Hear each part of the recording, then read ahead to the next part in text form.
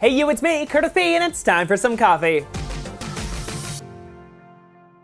Starting off with the iPhone related news here, looks like the next iPhone could actually change the naming convention Apple's been using for years. New rumors pointing to the fact that Apple will skip the S year and go straight to the 8. That means at the event coming up in September, we may see devices called the iPhone 8, 8 Plus, and possibly the iPhone Edition or the iPhone X. The rumor mill is still a little uncertain as to what the next iPhone, the edge-to-edge version, will be called. Could be the Edition, or again, it could be the X. The Edition makes a lot of sense since it is a higher premium sort of brand that Apple's been using for the Apple Watch, and it would allow them to charge a higher price point just based on that note alone. Now, yes, a word doesn't add a lot to an actual device, but it's the Edition mantra that sort of Apple's been rolling with that just allows them to charge a higher price. Obviously, they'll also be using different materials, and with this brand new phone, it's gonna have a lot of new technology in it, so hey, higher price point. Last Friday on the episode, we talked about how the brand new home sort of line on the next generation iPhone will sort of work, but the big question was, what about Siri? Well, new rumors are pointing out that maybe Siri will be activated with the sleep wake button on the next generation iPhone. Recently, an iOS developer stated on Twitter that Apple's new code for the iPhone 8 suggests that this may be the plan. With the new software bar replacing the home button and gestures to be used to access multitasking. Again, we'll learn more about this brand new iPhone in about a week, everyone, so we've only got a couple more days until the official release. Next up, into some quick related news, everyone, SpaceX has begun testing out their Falcon Heavy rockets. Announced back in 2011, the Falcon Heavy rockets had their very first test recently. They're a larger version of the Falcon 9. It's actually like 3 Falcon 9s just connected together. In a video posted on Twitter by SpaceX, you can actually see the rocket test firing on the launch pad. Obviously, they didn't take off, but test firing the engines to make sure they are performing properly. Falcon Heavy will have a total payload capacity of up to 140,000 pounds, and just like the Falcon 9, once they've been used, they will fly back to either a drone ship or a land location to be used again in the future. More SpaceX news here, as the company is set to launch a secret space plane in the near future. The US Air Force's not-so-secret space plane, the X-37B orbital test vehicle, will soon be strapped aboard a Falcon 9 booster. An interesting change of events here because all previous missions of this test vehicle have taken off thanks to an Atlas V rocket. So this is the first time SpaceX is getting in on that launching game. Now overall, the X-37B is kind of hard to describe. It's a very mysterious vehicle. For a long time, the US Air Force didn't even say it existed, but then some footage showed up of it landing, so they kind of had to talk about it. But overall, they don't really talk about what's in it or what it does when it goes up into space. It's a very mysterious vehicle overall. One of the biggest reasons there's such a big cloud of mystery is because it spends so much time up in space. They launch it and it stays up there for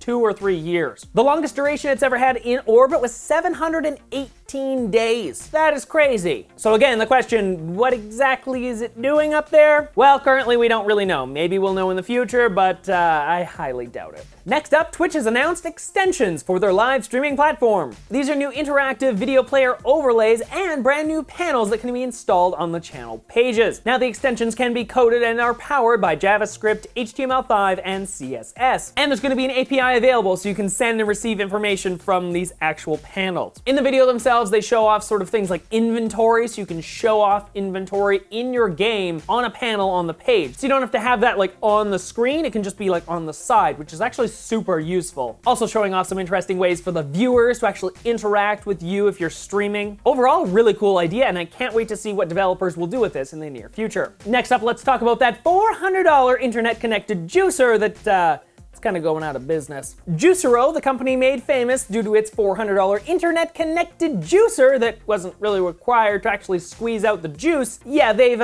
said that they're actually shutting down. The company announcing on their website that they're no longer selling the juicer and they're suspending their packet delivery service. Now, they started off really successful with a Kickstarter campaign and everyone was loving it, but then a rather interesting article came out by Bloomberg showing you didn't even need the juice pressing machine to actually get the juice out of the packets. So obviously a lot of people got upset about that because the freaking juicer cost at the time $600. They've recently lowered the price, but $600 for like an internet connected machine that just squeezes a packet seems like a pretty big ripoff overall. So again, after that PR disaster, they cut the price of the actual machine to $400, which is still wicked expensive considering you could just use like a rolling pin to do the same thing. They've also laid off 25% of their staff, so that's kind of a problem. So it was kind of inevitable at this point. They were kind of going downhill. So hey, if you wanted to buy a Juicero, you probably can't do it anymore because the proprietary packets won't even exist. So yeah, just buy juice at the store or buy like a juicer. Better in the long run. And last but not least, talking about transportation here, looks like China is working to develop a flying train, or at least that's what they're calling it. The China Aerospace Science and Industrial Corporation has announced plans for this super fast form of travel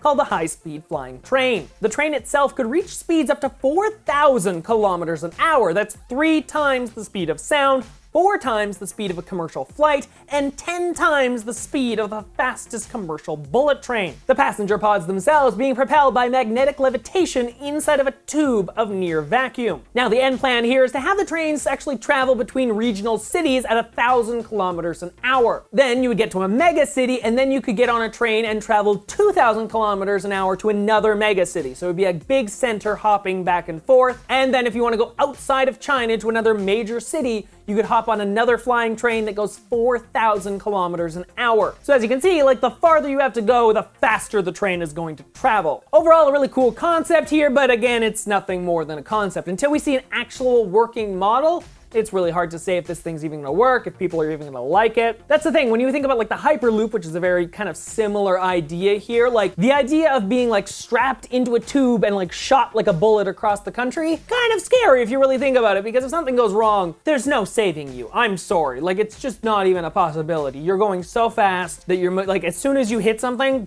you're just dust. So it's kind of scary, but at the same time, pretty cool because of how fast you can go. I don't know, let me know in the comment section down below. Would you like to travel at 4,000 kilometers an hour inside of a little tube? I don't know about myself. But anyway, hopefully you guys enjoyed the video. If you did, make sure you hit up that like button and of course subscribe to the channel. I'm working on releasing new videos like this every Monday, Wednesday, and Friday, everyone, so make sure you check those out. You can find other videos just like this one on screen right now, and of course, if you want to follow me on Facebook, Twitter, Instagram, all of that fun stuff, head over to my website at curtisparody.ca. Well, until next time, everyone, I'm Curtis Parody. Have an awesome day.